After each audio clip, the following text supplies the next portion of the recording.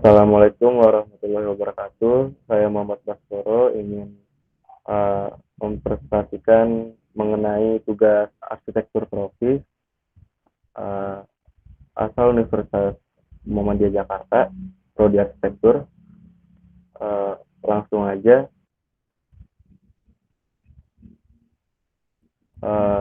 Ini saya mengambil tadi presiden arsitektur tropis rumah suku Sasak di Lombok Timur.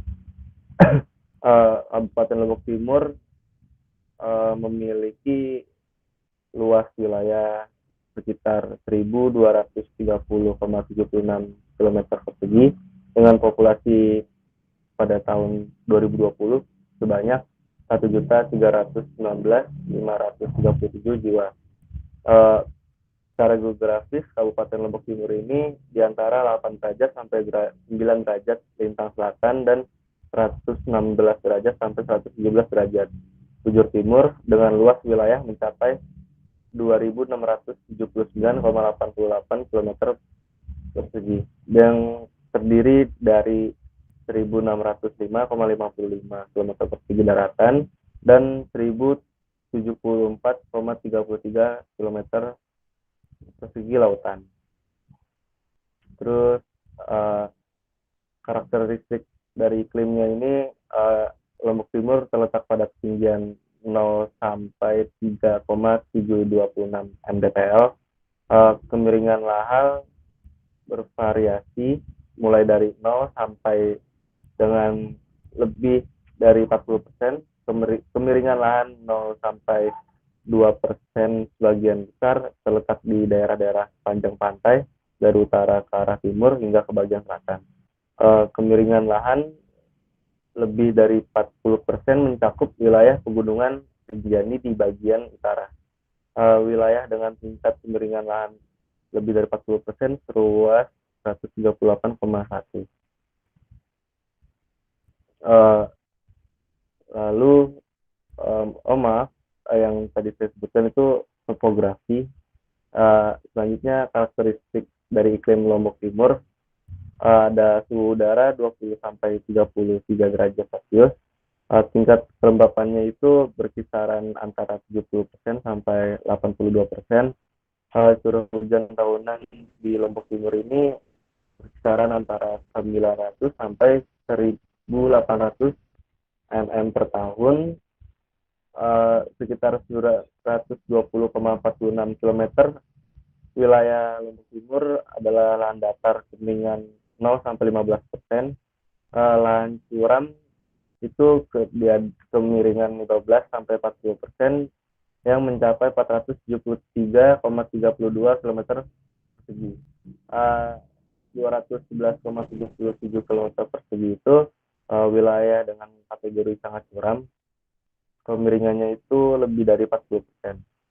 Jadi bisa dapat disimpulkan wilayah Kabupaten Lombok Timur ini sebagian besarnya beriklim tropis basah dan kering atau yang bisa disebut AW dengan 2 musim, yaitu musim kemarau dan musim penghujan. Selanjutnya kita masuk ke tipologi dan analisis rumah Sasak. Nah, di sini terdapat gambar tampak depan, ada denahnya dan ada potongan. Dari rumah adat Sasak ini yaitu terdiri dari bagian atap.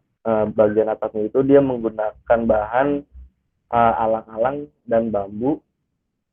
Lalu ada bahan dari pintu masuk rumah Sasak ini itu berbahan dari kayu dan bambu dengan ukuran pintu itu setinggi 150 cm.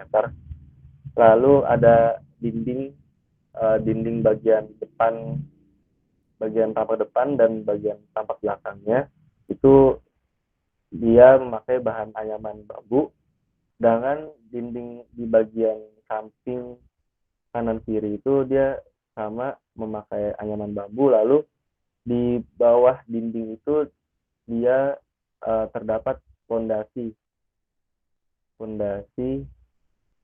untuk ukuran tinggi dinding dari garis fondasi ke garis atap itu sekitaran kurang lebih 2 meter. Lalu di sini ada tangga untuk naik ke masuk ke ruang pertama itu. Tangga ini memakai bahan utamanya uh, bahan lantai yang digunakan dari tanah yang dipadatkan. Dengan permukaan lantai ini digunakan campuran getah pohon Banten, tanah, dan baterai bekas, lalu dioleskan secara merata pada permukaan tangga. Selanjutnya itu ada di bagian material lantai pada bagian dalam ruangnya itu bahannya terbuat dari tanah liat yang dicampur dengan kotoran kerbau dan abu jerami. Lalu di sini terdapat tiang pada bagian sisi sudut kanan kiri depan belakang bangunan itu berkisaran ukuran 15 cm kali 15 cm yang berwarna abu-abu. Untuk pembahasan jendela, jadi rumah Sasak ini cukup unik karena rumah Sasak ini tidak terdapat jendela, sehingga pencahayaan dari sinar matahari yang langsung agar bisa dapat cahaya matahari ke dalam ruang ini tidak bisa. Paling tidak sinar matahari itu bisa masuk itu kemungkinan sangat kecil karena hanya bisa lewat dengan dinding yang dibuat dari anyaman bambu, itu pun tidak semaksimal mungkin atau bisa dibilang tidak sama sekali tidak mendapatkan sinar matahari langsung dari luar. Hal ini dikarenakan karena di lokasi sana itu masyarakat sana ingin menghindari hawa dingin karena terletak di bagian perbukitan di kaki Gunung Rinjani. Untuk pondasi rumah adat Sasak ini terlapis sampai 7 lapisan antara batu dan tanah. Pondasi ini dibuat dari campuran tanah dengan getah beton Banten, tetapi di beberapa tempat tidak dicampur dengan kotoran sapi karena tanahnya cukup keras. Campuran tanah dan getah pohon memberikan warna coklat gelap pada pondasi. Bisa dilihat dari gambar potongan ini di sini. Lalu selanjutnya kita masuk ke analisis responsif design. Yang pertama ada radiasi matahari. Nah, jadi cahaya matahari yang tadi dibilang, jadi rumah Sasak ini tidak terdapat jendela satupun. Paling tidak di siang hari atau ya di siang hari tentunya, ketika masyarakat rumah penduduk di sana yang keluar rumah atau berpergian, itu paling pintunya dibuka dan setidaknya cahaya matahari bisa masuk ke dalam bangunan di area depan.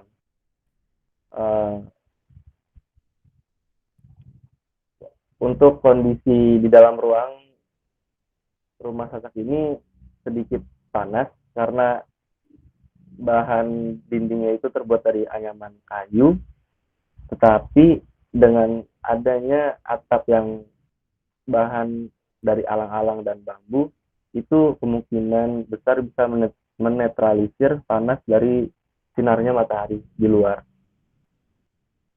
Yang kedua ada curah hujan.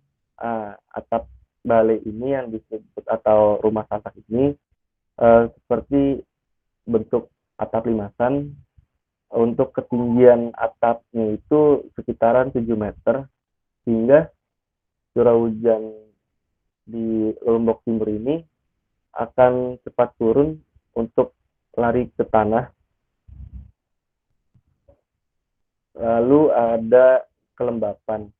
Uh, Kelembapan di sini uh, dari berdasarkan literatur, bahan dindingnya itu kan dari anyaman kayu. Jika turun air hujan atau sedang berada curah hujan turun, dan uh, rumah ini akan lembab, tapi di bagian dinding luar bangunannya saja. Selanjutnya itu ada pencahayaan. Jadi di dalam ruang di rumah sasak ini tidak mendapatkan cahaya sinar matahari. Jadi masyarakat di sana itu uh, lebih menggunakan lampu pijar atau untuk membantu penerangan di dalam ruang-ruangnya. Uh, karena rumah sasak ini tidak terdapat jendela satupun. Yang kedua itu ada yang terakhir ada penghawaan alami. Penghawaan alami ini, rumah sasak ini fungsi dindingnya ini terbuat dari apa ya, anyaman bambu atau kayu. Jadi uh, di dalam ruang-ruang rumah sasak ini masih adanya penghawaan alami yang masuk ke dalam ruang-ruang. Karena masyarakat di sana, rumah adat ini fungsi dari dinding yang dibuat dari bahan anyaman, kayu, dan bambu itu karena mereka ingin menahan angin dari luar, angin yang cukup dingin dari luar, sehingga mereka sudah bisa menetralisir permasalahan tersebut. Sekiranya itu saja yang bisa saya sampaikan terkait pembahasan arsitektur tropis pada rumah sasak di Lombok Timur. Jika ada perkataan yang salah, mohon dimaafkan. Assalamualaikum warahmatullahi wabarakatuh.